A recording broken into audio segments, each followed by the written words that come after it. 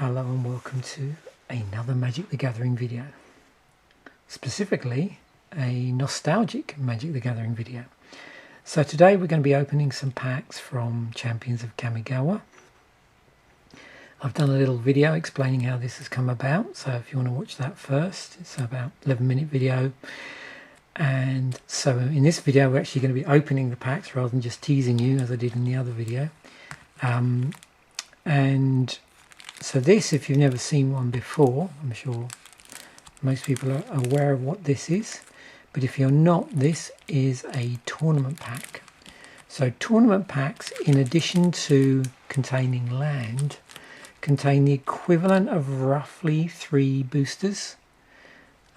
So we're going to be opening the equivalent of about 5 boosters in total, 3 and 2.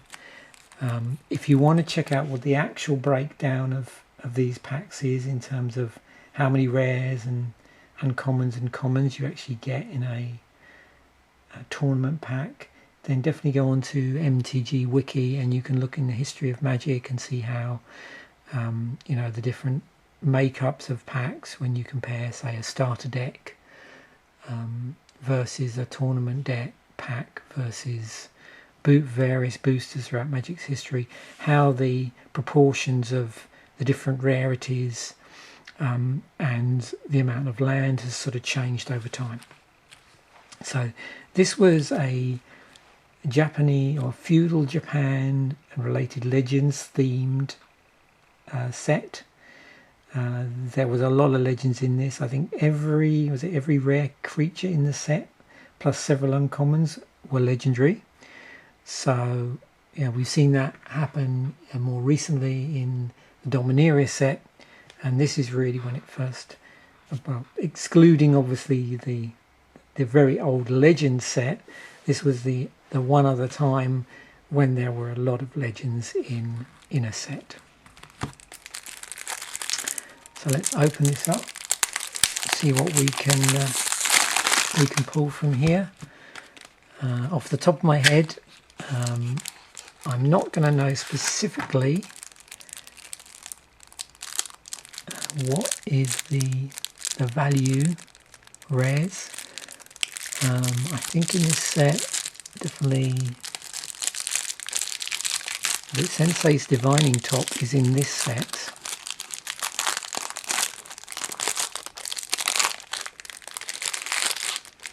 Oh, nice shiny foil. Let's make sure we've got everything here. So yeah, we'll start off with the tournament pack. Have a quick look at this artwork here. So what we're going to do is they're going to give us like a few basic lands from each of the 5 colours of Magic.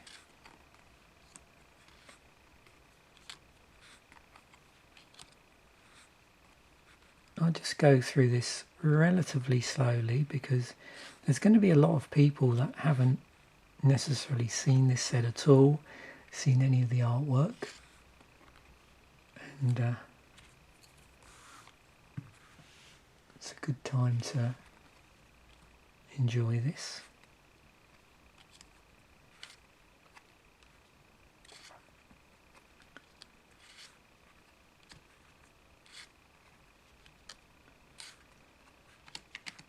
So yeah, the pack has 75 cards in total. So if you think, you know, was it boosters contain, well, 3 boosters would be 45 cards. So that will give you some idea roughly of the amount of land that would be in this particular pack. So there we have a little insert they put between the cards. They did change the legend rule in this set, and then it goes on to explain the various mechanics. There was splicing to arcane, soul shift was in the set, and Bushido, and they had vigilance, new keyword for an old ability.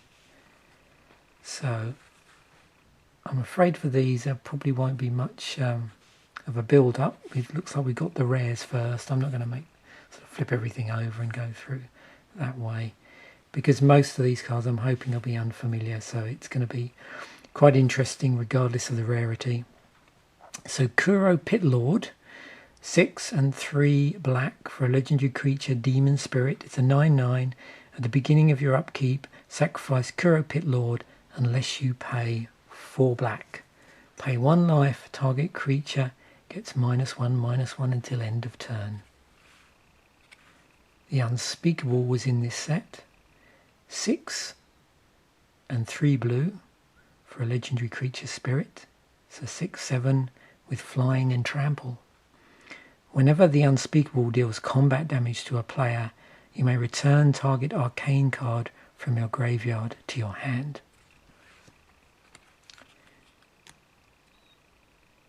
Meloku, the Clouded Mirror, 4 and a blue legendary creature, Moonfolk Wizard with flying. It's a 2/4, and with an activation cost of 1, return a land you control to its owner's hand. Put a 1/1 blue illusion creature token with flying into play. Now we move on to our commons. Rito Lantern, which was an artifact, 2 to cast, and the activation cost of 3. Puts a target card in a graveyard on the bottom of its owner's library. And notice you don't tap this, so you can effectively play that multiple times if you've got enough mana to do that. Dampened Thoughts, 1 and a blue instant arcane.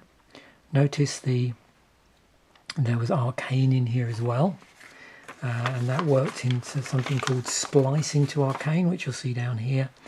So 1 and a blue to cast. Target player puts the top 4 cards of his or her library into his or her graveyard, and then splice into arcane for 1 and a blue. As you play an arcane spell, you may reveal this card from your hand and pay its splice cost. If you do, add this card's effects to that spell. Here's another legendary, and as I've said, there were some legendaries at uncommon as well. So 2 and 2 green, and this is Sachi, daughter of Cicero, legendary creature, Snake Shaman. It's a 1/1. Other snakes you control get +0/+1. Shamans you control have tap, add green to your mana pool. So you have a Snake Shaman Lord here. Struggle for Sanity, 2 and 2 black with a sorcery. Target opponent reveals his or her hand. That player sets aside a card from it, and you set aside a card from it. Repeat this process until all cards in that hand have been set aside. That player returns the cards he or she set aside to his or her hand and puts the rest into his or her graveyard. Oh wow. There we go. So we have a Sensei's Divining Top. Isn't that funny? Okay, so yeah, this is definitely one of the Chase Uncommons in this set. Oh, well, that's a bit of luck, isn't it, getting one of those? Very useful and both very annoying in Commander, particularly if you're playing it and everybody's got to wait for you to shuffle. So 1 to cast. It's an artifact. 1. So there's a couple of activations you can do here. You can pay 1 and look at the top 3 cards of your library, then put them back in any order. And the other one, you tap it, draw a card, then put Sensei's Divining Top on top of its owner's library. So what you're getting is like top of your library filtering, where you can basically sculpt the top of the library to your advantage, basically. It's all right. It's off to the side here. While I'm talking, I'm trying to bring up this because I am curious as to what the paper cost on these are. So it's 21 bucks for that currently. Orb Weaver Kumo, 4 and 2 green creature spirits, 3/4. Orb Weaver Kumo may block as though it had flying. Whenever you play a spirit or an arcade spell, Orb Weaver Kumo gains Forest Walk until end of turn. So you're going to find you get a lot of cares about certain creature types, mainly spirits I think, but there's probably a few other here. But certainly arcane spells played a big part in this set. Samurai of the Pale Curtain, 2 whites, 2/2. This has got Bushido on it. So with Bushido 1, when this blocks or becomes blocked, it gets +1/+1 until end of turn. If a permanent would be put into a graveyard, remove it from the game instead. Another uncommon here, Strength of Cedars, 4 and a green. And that's another instant arcane. I'm not going to read all of these out unless we get something that's particularly interesting in terms of the type of ability it is. Swallowing Plague, another uncommon sorcery arcane. Root Runner, it's a creature spirit. Cage of Hands, so we're now moving on to our commons for this tournament pack. We've got Yamabushi's Flame, Soratami Rain Shaper,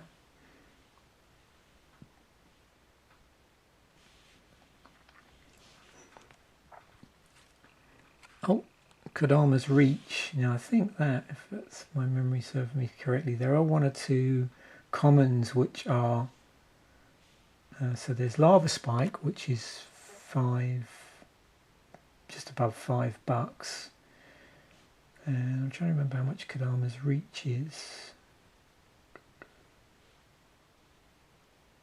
It's around, yeah, $2, just above 2. Sorcerer Arcane. Search your library for 2 basic land cards, reveal those cards, then put 1 into play tapped and the other into your hand, then shuffle your library. Very popular in Commander. Befoul's in here. So you've got land destruction. Well, land destruction or creature destruction. Nice bit of utility there. Kitsune Riftwalker, creature fox wizards. There was various foxes and I think rats in the block. Frost Welder, creature human shaman. Callous Deceiver. Orochi Ranger.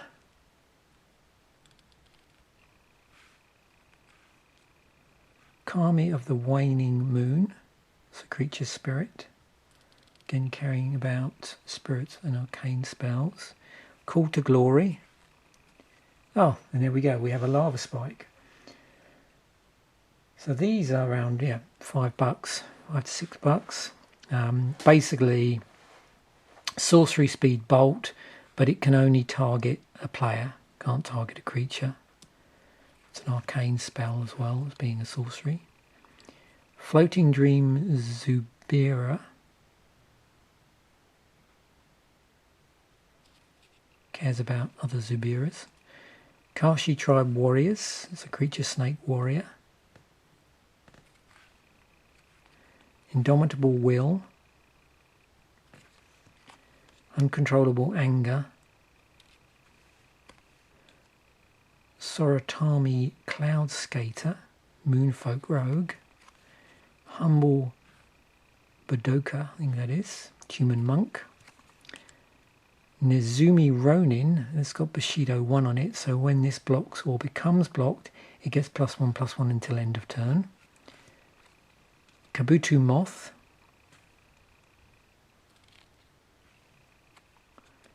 Hearthkami, which is another spirit. Reach Through Mists. Single blue to draw a card, another instant, that's also an arcane spell. Serpent Skin. Aki Rock Speaker. Psychic Puppetry. Orochi Leaf Cooler. Oh, actually, Psychic Puppetry, look at that, it's got the splice into arcane again. So single blue, as you play an arcane spell, you may reveal this card from the hand and pay its splice cost. If you do, add this card's effect to that spell. Orochi Leaf Cooler, single green for 1/1. With green, add 1 mana of any colour to your mana pool. Rag Dealer.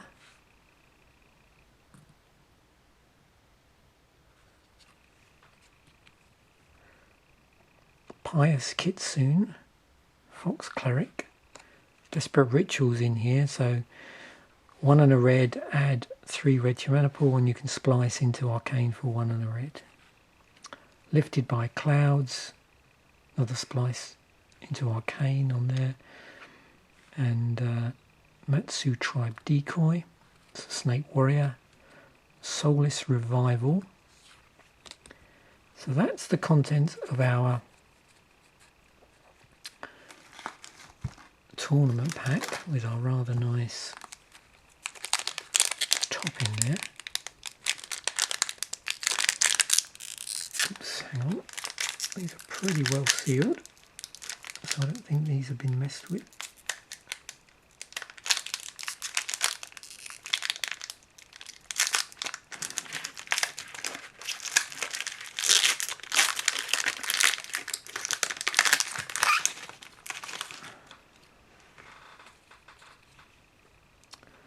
Okay, so these ones will end up going through in reverse. Sift Through Sands, Kashi Tribe Warriors. Oh, the other thing here, you can see on this card, it actually cares. It specifically names Peer Through Depths. It's got, if you played a spell named Peer Through Depths and a spell named Reach Through Mist this turn, you may search your library for a card named The Unspeakable. Put it into your play, then shuffle your library. So you can see there's like a combo, set of combo pieces going on in this set. Kashi Tribe Warriors, Waking Nightmare, Harsh Deceiver. I'm trying to keep one eye on the rules text just to see if there's anything out of the ordinary. Unearthly Blizzard, River Kajin, I think that is. Rag Dealer. Pious Kitsune, so we're seeing some of the cards we've already seen in the tournament pack. Another Desperate Ritual. Feral Deceiver. You can see there's several cards we've seen which are looking at the top of the library. Library Manipulation.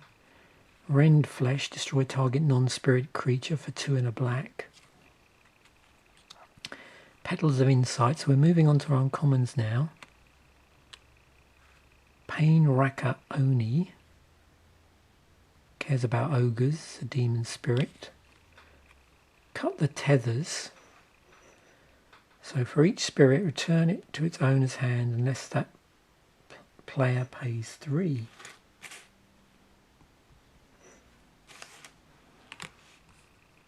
And our rare is Shell of the Last Kappa. So it's a 3 to cast legendary artifact. 3, tap it, remove from the game target instant or sorcery spell that targets you. 3, tap it, sacrifice Shell of the Last Kappa. You may play a card removed from the game with Shell of the Last Kappa without paying its mana cost. So the other thing you'll notice in these particular packs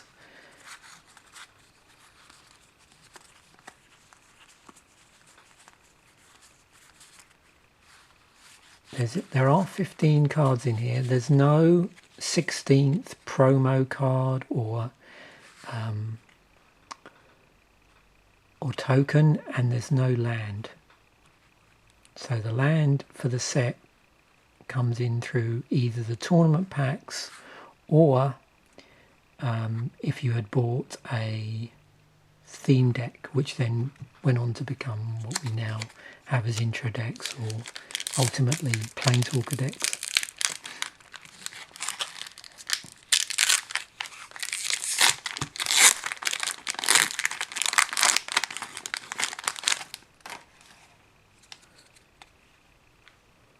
I like the little insert actually you get with this tournament pack. That was cool. Callous Deceiver, Commune with Nature, Kami of the Waning Moon, Devoted Retainer, Bushido 1 on that, Yamabushi's Storm, Eye of Nowhere, Soulless Revival, it's got Splice into Arcane on it for 1 and a black, Vigilance, single white, enchanted creature has vigilance, attacking doesn't cause it to tap. Desperate Ritual again, another Rend Flesh, oops. Kami of the Ancient Law, moving on to our uncommons, Soil Shaper, cares about spirits or arcane spells. Honor Worn Sharkies, this is an artifact. You can tap, add 1 to your mana pool, and tap an untapped legendary permanent you control, untap Honor Worn Sharky, and it's 3 to cast. So our rare is Minamu School at the Water's Edge, and that's a legendary land. Tap, add blue to your mana pool, blue, tap, untap target legendary creature. So according to my list here on MTG Goldfish, that's the $24 for those. So, oh, and a nice foil Ghostly Prison. Okay, so that's an uncommon. So it's 2 and a white enchantment. Creatures can't attack you unless their controller plays 2 for each creature attacking you. So we've got a foil uncommon there.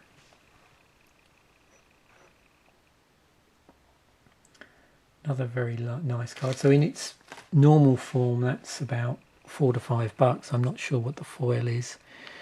What they did there, if anybody's interested, so you can see we're missing an uncommon, so I'm assuming that was swapped out. Normally, and the reason why people are often interested in this, when they put a foil in a pack, it replaces one of the commons. It'd be interesting to see if we open any more of these. I've got one other of a tournament pack and a couple of boosters I'm going to be opening. Statistically it's unlikely we're going to get another foil, but who knows. It'd be interesting to see how that marries up with the rarity. But yeah, it was nice to get a foil here, particularly a Ghostly Prison. Really cool card. Just so you can see that I'm trying to catch the foiling. Now I think that's the best you can get it on here without. You can see that. Yeah, good. So I know there's a lot of people like me who are really into the aesthetics of Magic, both in terms of the aesthetics of the cards and the actual aesthetics of the game.